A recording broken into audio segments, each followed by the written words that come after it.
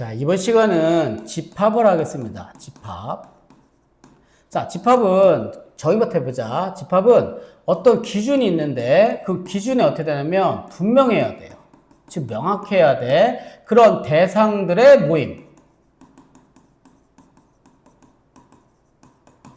그거를 집합이라고 합니다. 아까 말했죠? 기준이 어떤 기준에서 분명해야 됩니다. 그런 거의 모임이에요. 그래서 이런 것들은 안 돼요. 1에 가까운 수들의 모임, 집합이 안 돼요. 알겠죠?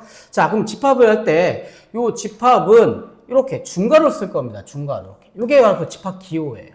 됐어요? 그럼 요 안에 예를 들어서 이렇게 A, B, C 요거 각각을 뭐라고 하냐면 이런 거를 원소라고 부릅니다. 원소. 그럼 이거를 명명할 거 아니에요? 그래서 대문자를 써요. 그래서 집합을 말할 때는 대문자 이렇게 쓰는 거고요. 소문자는 보통 일반적으로 소문자는 원소를 표시를 해요. 이렇게요. 그러면 집합이 됐고 그걸 구성하는 원소를 표시해 놨어요. 그럼 집합이랑 여기 있는 원소랑 어떤 관계를 따질 거예요. 그때 쓰는 게 바로 뭐다? 이런 기호를 씁니다. 입이 어떻게? 이렇게 터진 쪽이 더 큰 쪽이에요. 이렇게요. 됐어요? 그러면 여기 반대로 이쪽에 A가 있고 이렇게 돼 있으면 당연히 이 추적 써야 된다 소리 이렇게요.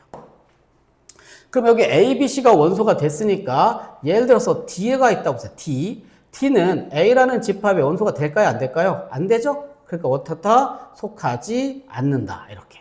다시 A라는 원소는 A라는 집합의 원소에 속한다. 이런 뜻입니다. 됐습니까? 자, 그럼 집합을 표현하는 방법이 있어요. 표현 방법이에요. 표현 방법.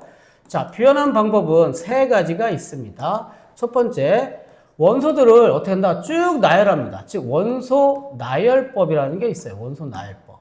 두 번째는 조건 제시법이 있어요. 조건 제시법. 세 번째는 벤 다이어그램이 있습니다. 자, 이렇게 좀 알아두세요. 벤 다이어그램.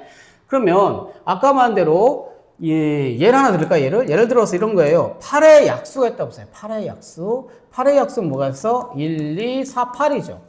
이걸 집합기호 중괄호 모양 하고 이거 이름은 뭐 A면 A로 이렇게 명명한 거예요. 이렇게요. 그러면 원소날법 쓰라고 하면 어떻게 한다? 이거를 1, 2, 4, 8 이게 끝입니다. 그럼 여기 있는 조건 제시법은 뭐냐면 말 그대로 조건을 다는 건데 이렇게 되어 있는데 여기에 바가 붙어요. 이 자리는 뭘 쓰냐면 원소를 씁니다. 여기는 뭘 쓰냐면 조건을 쓰는 거예요. 즉 원소가 어떤 조건에 따라 되냐는 소리예요. 그래서 이걸 X라고 놓게 되면 X를 밝히는 거야. X는 8의 약수 이렇게 쓴다는 소리예요. 그럼 얘랑 어떻게 됩니까? 똑같아지죠? 그래서 조건 제법 어떻게 된다? X바 X는 8의 약수 이렇게 표시한다는 소리예요. 그럼 벤다그램은 A자 모양하고 동그라미 하는 거예요. 이렇게요. 그러다가 1, 2, 4, 8. 이때 여기 점 들어가면 안 됩니다. 그냥 숫자만 쓸 거. 됐습니까? 예, 이렇게 되는 겁니다. 자, 두 번째. 자, 두 번째는 뭐냐면 원소의 개수를 가지고도 불려요. 원소의 개수로. 그 원소의 개수라는 게 몇 개냐 따지는 거잖아요. 그럼 셀 수 없는 것도 있죠. 그게 바로 무한집합이라고 그래요. 무한집합. 그럼 셀 수 있는 것도 있겠죠? 그럼 뭐가 되겠어요? 그냥 유한집합이라고 그럽니다. 됐어요? 그럼 이때 원소 개수를 표시할 때 기호도 있을 거 아니에요? 기호. 그 기호를 어떻게 표시하냐면 A라는 집합의 원소의 개수 이렇게 표시합니다. 다시 A라는 집합의 원소의 개수 이렇게 표시해요. 그럼 아까 썼던 거 A가 예를 들어서 1, 2, 4, 8 있다고 그러면 이거 원소의 개수 몇 개입니까? 4개죠? 그럼 는 4라고 쓴다는 소리예요. 이렇게요. 됐어요? 하나 더 써보자 얘들아. N하고 이렇게 돼 있는데 이런 모양이 나옵니다. 이렇게. 이게 뭐냐면 공집합이라는 뜻이에요. 공집합. 공집합은 뭐냐면 원소가 하나도 없는 집합을 얘기해요. 알겠습니까? 원소 하나도 없는 거. 그럼 개수 따지면 뭐게 되겠어? 0개가 되겠죠. 그럼 N하고 이렇게 돼서 이렇게 들어갔어요. 이렇게. 지금 뭐가 됐어? 집합 모양 중괄호 들어갔죠? 그러면 공집합을 키우러 간다는 소리예요. 그럼 몇 개 있다는 거예요? 하나 있다는 뜻입니다. 이렇게.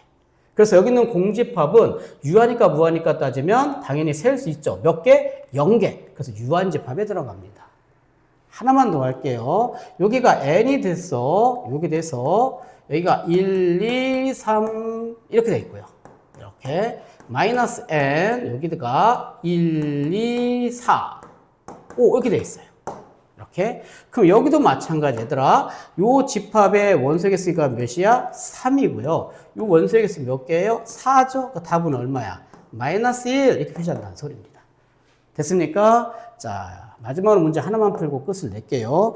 이게 조건제시법 모양이 나왔을 때가 가장 좀 어려워요. 그래서 조건제시법 모양을 좀 더 잘 알아야 되는데, 예를 들어서 A라는 집합이 A, B, C라고 있어요. 이렇게 A, B, C, A, B, C. 그런 다음에 B라는 집합이 뭐로 되어 있냐면 X 바 Y인데 이렇게 들어갑니다. X 더하기 Y. 그런데 X는 A라는 집합의 원소, X는 다시 X가 아니죠? 여기는 Y죠, Y. Y도 A라는 집합의 원소. 근데 X랑 Y는 같지 않다. 그 뜻입니다. X랑 Y는 같지 않다. 이렇게 나온 거예요. 됐어요? 그렇게 해서 요 값이 뭐로 되냐면 6, 9, 11이에요. 이렇게. 그랬을 때에 뭘 구하라냐면 이 원소 A, B, C 중에 가장 큰 수를 구해봐라. 이거 물어본 거예요. 좀 복잡해 보이는데 간단합니다. 자, 여기가 뭐라고 했지, 내가 선생님이? 원소예요, 원소. 이게 뭐라고? 조건이에요, 조건. 근데 선생님 이걸 하기 위해서 선생님이 이렇게 조건을 주어줄게요. 이렇게 딱 생각하세요. C가 가장 크게 잡을게요. 그 다음에 X와 Y 같지 않은 거니까 같은 걸 뽑으면 안 돼요. 그래서 될 수 있는 건 A 더하기 B 이렇게, 두 번째 A 더하기 C, 세 번째 B 더하기 C가 돼요. 그럼 얘가 이 상태라고 했으니까 가장 큰 거니까 얘가 뭐가 돼? 얘가 11이고요. 얘가 9가 되고요. 얘가 6이라는 걸 알게 돼요. 됐습니까? 그럼 여기는 두 개씩 한번 도해보자. 두 개 도하면 A 더하기 B 더하기 2C가 얼마 나오냐면 20이 돼요. 근데 A 더하기 B가 이거 얼마였어? 6이라겠죠? 얘가 6이래요. 그럼 이거 넘어가니까 14. C는 얼마가 돼요? 7이 나옵니다. 얘가 얼마라고? 얘가 7이에요. 7. 얘가 7. 얘가 7이니까 B는 얼마일 수밖에 없어요? 얘가 4일 수밖에 없죠. 그럼 B가 얘가 4, 얘가 4. 그럼 얘는 얼마일 수 없어? 2일 수밖에 없죠. 그래서 만족하는 건 뭐야? 2, 4, 7이 된다는 소리예요. 그러니까 가장 큰 수는 뭐가 된다? 7! 이런 식으로 푼다는 소리입니다. 네, 여기까지입니다.